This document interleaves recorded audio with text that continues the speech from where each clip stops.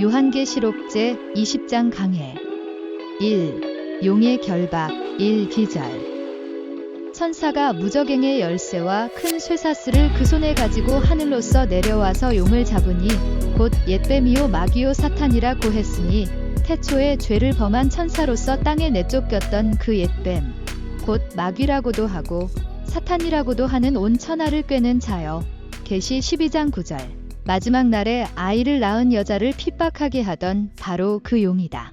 계시 12장 13절 이 용은 아담과 하와의 불순종 이후 하늘에서 땅으로 내쫓기어 인간 속에 파고 들어와 괴롭히며 인간 세계를 죄악으로 유혹한 까닭에 인간 세계에는 선한 하늘편과 악한 사탄편의 싸움이 그칠 날이 없었다.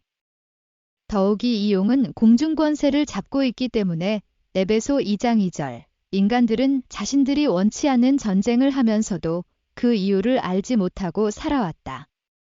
그러나 재림주님이 이 땅에 오시면 새 말씀을 통해 사탄의 정체를 명백히 드러나게 하신다.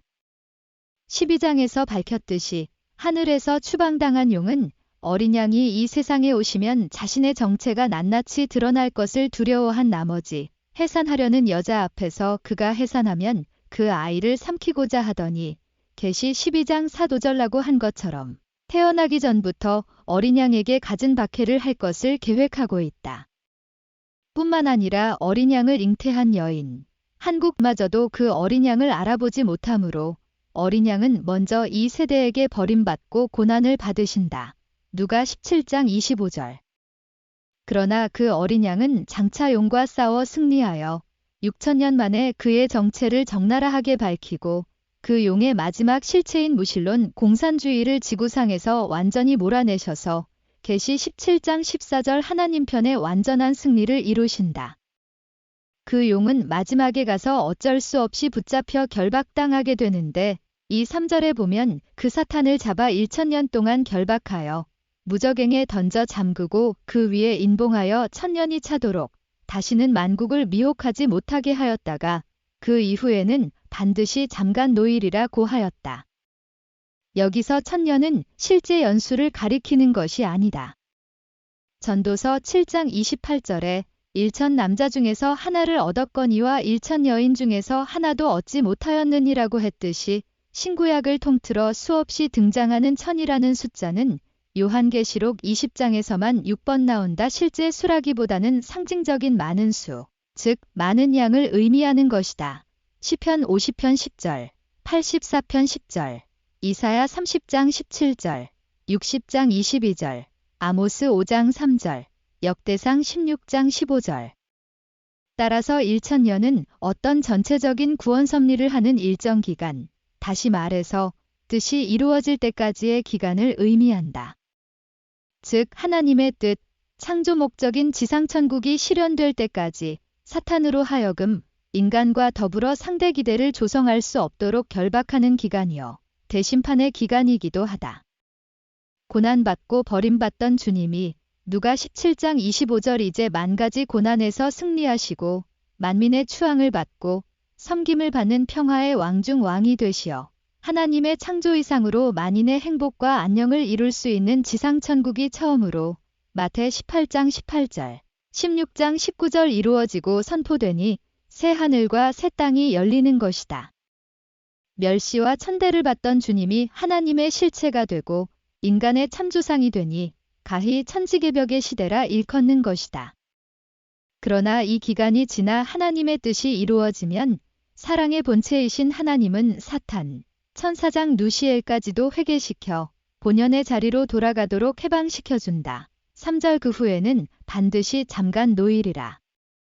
하나님의 구원 섭리의 궁극적인 목적은 전 인류를 구원하는 데 있으므로 요한 3장 16절 구원 섭리에 필요한 일정 기간이 지나면 지옥까지도 완전히 철폐하려 하신다. 만약에 하나님의 선의 목적이 이루어진 세계에서 지옥이 그대로 남아있다면 그것은 결과적으로 하나님의 창조 이상이나 구원 섭리는 말할 것도 없고 하나님조차도 불완전한 분, 실패한 분이라는 모순을 초래하게 된다. 그러므로 마지막에는 사랑으로 원수 사탄까지도 전부 다 회개시키는 것이 하나님의 뜻이요. 주님의 자비로운 사랑인 것이다. 2. 첫째 부활에 참여하는 자들 4에서 6절. 죄악 세상을 구하려고 오시는 주님은 하늘편에서는 구세주이지만 사탄편에서는 심판주이시다. 예수님은 요한복음 3장 16에서 17절에서처럼 구세주인 동시에 심판주가 되시는 것이다. 첫째 부활에 참여하는 자들은 4, 5절. 첫째는 예수님의 증거받은 자와 하나님 말씀으로 인하여 목배임을 받은 자의 영혼들, 순교자의 영혼들로 재림 부활한 자들이다. 둘째는 짐승과 그의 우상에게도 경배하지 아니하고 이마와 손에 짐승의 표를 받지 아니한 자들이다. 즉 유물공산주의, 물신 숭배를 신봉하지 않고 그들과 뜻도 같이 하지 않으며 오로지 하나님 뜻만을 섬기며 믿음으로 승리하는 지상의 성도들이다. 이들은 모두 말씀에 순종하고 주님의 고난에 동참하는 자들이다. 미가 4장 6, 7절에 그날에는 내가 저는 자를 모으고 쫓겨난 자와 내가 환난받게 한 자를 모아 그저는 자로 남은 백성이 되게 하고 멀리 쫓겨났던 자로 강한 나라가 되게 하고 나 여호와가 시온산에서 이제부터 영원까지 치리하리라고 하였다. 그리고 스바냐 3장 19절에서도 그때에 내가 너를 괴롭게 하는 자를 다 벌하고 저는 자를 구원하며 쫓겨난 자를 모으며 온 세상에서 수욕받은 자로 칭찬과 명성을 얻게 하리라고 하였다. 이 말씀으로 보아 끝날에 주님을 따르는 무리들은 고난받는 주님과 더불어 수욕을 받고 쫓겨난 자가 될 수밖에 없다. 여기서 승리하는 자들에게 칭찬과 명성을 얻게 하리라는 말씀처럼 첫째 부활에 참여하여 그리스도와 더불어 1000년 동안 왕노릇하게 하시는 것이다. 4. 이것은 주님의 명을 받고 세계 인류를 구원하기 위해 그 대신 사명을 부여하실 것을 말씀하고 있는 것이다. 3. 둘째 사망. 6절의 둘째 사망은 그들, 첫째 부활의 참여자들저를 다스릴 권세가 없다고 했는데 둘째 사망은 대체 무엇을 뜻할까? 15절의 생명책에 기록되지 못한 자, 둘째 사망에 참여하는 자는 불못에 던지운다고 했다. 또 21장 8절의 둘째 사망에 참여하는 자들은 고난을 두려워하는 자들, 믿지 아니하는 자들, 즉 알고도 고생이 싫어서 따르지 않는 자들과 흉악한 자들, 살인자, 행음자, 취객, 우상숭배자, 거짓말하는 자들로 이들이 불과 유황으로 타는 못에 참여하는 바, 이것이 바로 둘째 사망이라 하였다. 여기서 둘째 사망의 의미를 생각해보자. 아담은 첫사람으로 창조되었고 예수님은 둘째 사람으로 후아담이시다. 고린도전 15장 45절. 따라서 첫사람 아담을 통한 죽음은 첫째 사망이고 둘째 사람, 즉 참부모로 오신 주님을 불신함으로 거듭남을 얻지 못한 자의 죽음은 둘째 사망인 것이다. 첫사람 아담이 하나님을 불신하고 불순종하여 사망의 권세가 인간 세계로 들어왔다. 이것이 첫째 사망이다. 그러나 하나님께서는 불순종한 인간을 도말하지 않으시고 구원 섭리를 통하여 구주이시며 참부모 되시는 예수님을 제2의 인간 조상으로 보내시어 거듭나게 함으로써 하나님의 성품을 닮은 창조 본연의 인간으로 구원시키려고 하셨다. 그러나 유대인들이 하나님의 실체여 둘째 아담인 메시아를 불신하고 불순종하여 십자가에 달아 죽임으로 말미암아 둘째 사망에 들어가고 말았다. 재림시대에 있어서도 하나님의 실체 되신 메시아를 부정하고 불신하여 따르지 않는 자는 불못에 던져지게 되는데 이것이 곧 둘째 사망이다. 이와는 달리 첫째 부활에 참여하는 자들은 이미 믿음으로 승리한 자들이므로 이 둘째 사망이 그들을 다스릴 수 있는 권세가 없는 것이다. 4. 사탄의 최후 심판 7에서 10절. 그로부터 천년왕국이 시작되어 6절 사탄의 큰 세력은 꺾이고 무너지지만 완전히 굴복하지 않고 최후까지 발악한다는 것을 보여주고 있다. 하나님은 최후의 사탄까지도 참사랑으로 자연 굴복시켜야 하므로 강제적으로 굴복시키지 않으셨다. 그때의 사탄이 본성을 드러내어 곡과 마곡, 즉 사방의 백성들을 미혹시킬 것을 말한 것이다. 곡과 마곡.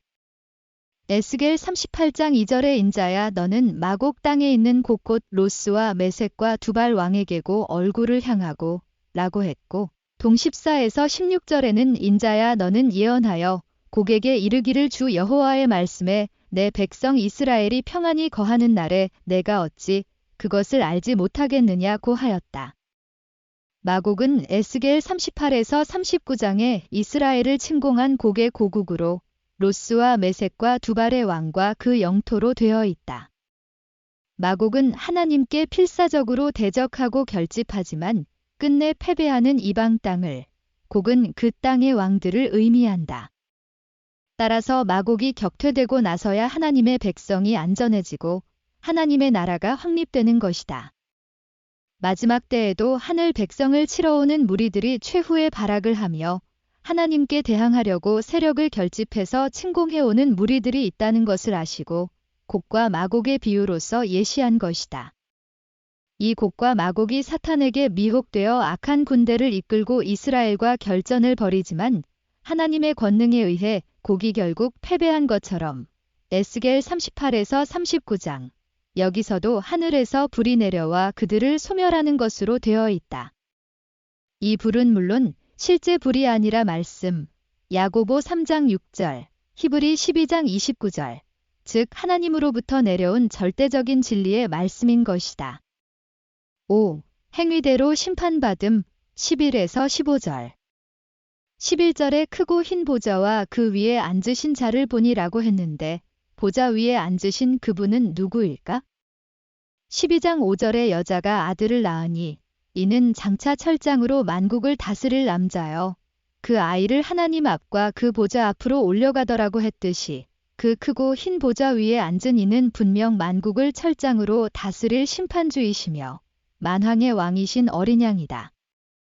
또 땅과 하늘이 그 앞에서 피하여 간데 없더라고 했는데 이것은 21장 1절에 그 처음의 땅과 처음의 하늘이 없어졌다는 뜻이다. 전도서 1장 4절에 한 세대는 가고 한 세대는 오되 땅은 영원히 있도다라고 하신 말씀이나 시편 78편 69절에 그 성소를 산의 높음같이 영원히 두신 땅같이 지으셨으며 라고 하신 말씀을 통해서도 땅은 영원하다는 것을 알 수 있다. 따라서 하늘과 땅이 없어졌다는 것은 그 땅과 하늘을 주관하는 사탄의 주권이 소멸하여 없어졌다는 뜻이다. 그런 까닭의 주님에 의해 새 하늘과 새 땅이 출현하게 되는 것이다. 1절. 또 그 앞에 생명록이 있다. 시편 69편 28절에 의하면 저희를 생명책에서 도말하사 의인과 함께 기록되게 마소서라고 하였다. 여기에서의 생명록은 의인의 명부이다. 이것은 다시 말하면 하나님의 나라에 입적하는 것이요 국적인 것이다. 그런데 이들이 생명록에 기록되었다는 것은 그 신앙의 행위대로 인격이 형성되어 하나님의 뜻대로 완성된 산영이 되었으니 심판을 받아야 할 이유가 없는 천국 백성이 되는 것이다. 구독, 좋아요는 많은 힘이 됩니다. 시청해주셔서 감사합니다.